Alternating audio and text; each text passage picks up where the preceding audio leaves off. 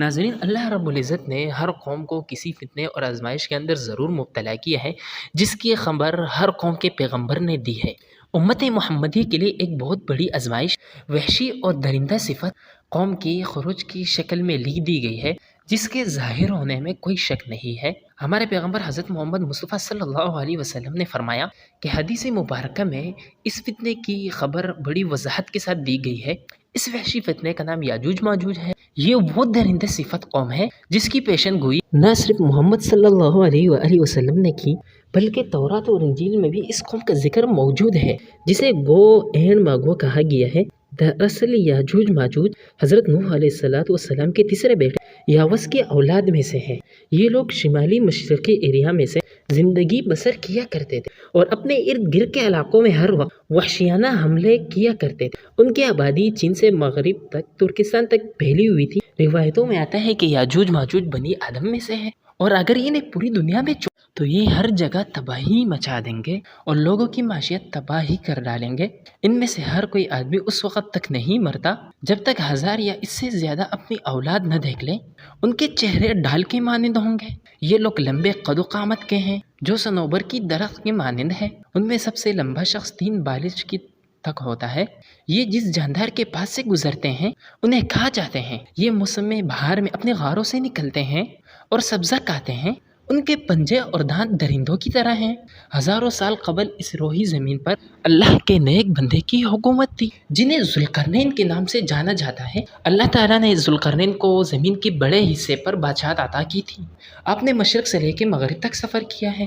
مورخین کے مطابق قرآن کریم میں جس شخص کا نام دراصل وہ ایران کا عظیم بادشاہ خورس تھا، جسے سحرس اعظم بھی کہا جاتا ہے۔ جب حضرت ذوالقرنین نے شمال کا سفر کیا تو آپ کا گزر مشرقی ترکستان اور مغلستان کے علاقے سے ہوا۔ یہ علاقہ 2 عظیم پہاڑوں کے درمیان واقع تھا، اور پہاڑ کے اس پار یاجوج ماجوج رہا کیا کرتے تھے۔ ان لوگوں نے ذوالقرنین سے یاجوج ماجوج کی فتنے کی شکایت کی کہ یہ وحشی قوم ان علاقوں میں بار بار حملہ کر کے فساد پھیلاتی ہے۔ لہٰذا حضرت ذوالقرنین نے یلغار سے حفاظت کے خاطر ان پہاڑوں کے درمیان ایک مضبوط دیوار تعمیر کروائی، جو لوہے اور پگھلے گئے تانبے سے بنائی گئی تھی۔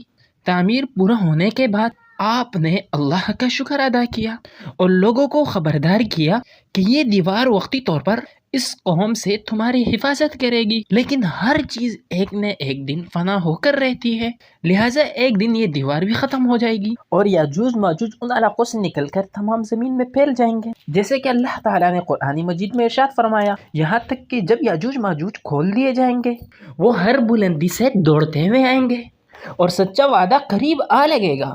حضرت ابو ہریرہ رضی اللہ تعالیٰ سے روایت ہے کہ نبی پاک صلی اللہ علیہ وآلہ وسلم نے فرمایا، پھر وہ دیوار توڑ کر لوگوں پر نکل آئیں گے، سارا کا سارا پانی ختم کر دیں گے، پی جائیں گے، لوگ قلعہ بند ہو جائیں گے، وہ ہر پتھر سے بھاگتے ہوئے آئیں گے۔ ان کے اگلے افراد بحیرہ تبریہ سے جب گزریں گے تو اس کا سارا پانی پی جائیں گے، اور ان کے آخری افراد جب وہاں سے گزریں گے تو کہیں گے کہ بھی یہاں پانی ہوا کرتا تھا، اور حضرت عیسیٰ علیہ السلام اور ان کے ساتھی معصور ہو جائیں گے، یہاں تک کہ بیل کا سر تمہارے موجود 100 دیناروں سے بھی زیادہ قیمتی ہوگا۔ وہ اپنے تیر آسمان کی طرف پھینکیں گے، جن پر اللہ تعالیٰ خون لگا کر نیچے پھینکیں گا۔ وہ کہیں گے کہ ہم نے آسمان والوں پر بھی غلبہ پا لیا، جس طرح ہم اہل زمین پر غالب ہیں۔ ایک روایت میں ہے کہ بے شک یاجوج ماجوج روزانہ دیوار کو توڑتے رہتے ہیں۔ جب وہ مکمل ٹوٹنے کے قریب ہوتی ہے تو انہیں سورج کی شعاع نظر آنے لگتی ہے۔ اتنے میں ان کا بڑا کہتے ہیں کہ چلو باقی کل توڑ دیتے ہیں۔ تو اگلے دن جب وہ آتے ہیں دیکھتے تو اللہ تعالیٰ اس دیوار کو پہلے سے بھی زیادہ مضبوط بنا لیتے ہیں۔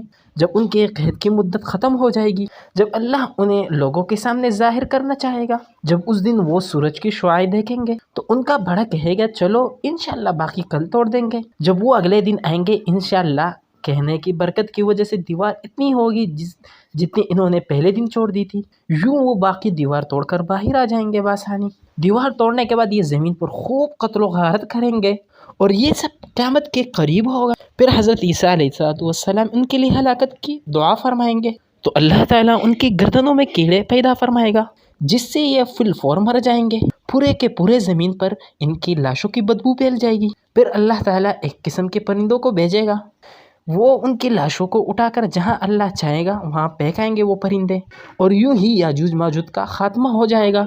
مورخین کے مطابق سرزمین قفقاز میں دریائے خیزر اور دریائے سیاہ کے درمیان ایک پہاڑوں کا سلسلہ ہے جو ایک دیوار کی طرح شمال اور جنوب کو ایک دوسرے سے الگ کرتا ہے۔ اس میں ایک دیوار کی طرح درہ بھی موجود ہے جو مشہور درہ دریال ہے۔ یہاں ایک قدیم اس بنا پر بہت سے لوگوں کا یہ نظریہ ہے کہ یہ دیوار حضرت ذوالقرنین کی بنائی گئی ہے، بلکہ کچھ مورخین دیوار چین دیوار ترمس کو دیوار ذوالقرنین مانتے ہیں۔ یہ تمام نظریات اندازوں پر مبنی ہے۔ دیوار ذوالقرنین کہاں بنائی گئی ہے، کہاں موجود ہے، اس کا علم صرف اللہ ہی تعالیٰ کو ہے۔ اللہ تعالیٰ وقت مقررہ پر اس دیوار کو توڑ کر اور پھر یاجوج ماجوج وہاں سے باہر آئیں گے۔ ناظرین کرام، ہمارے اس چینل حلیم اللہ پی کے آفیشیل کو اپنے ساتھ سبسکرائب کریں، اور انشاءاللہ تعالیٰ آپ کو نئی معلومات کی نئی ویڈیو اس چینل پر بہت جلد مہیا کی جائے گی۔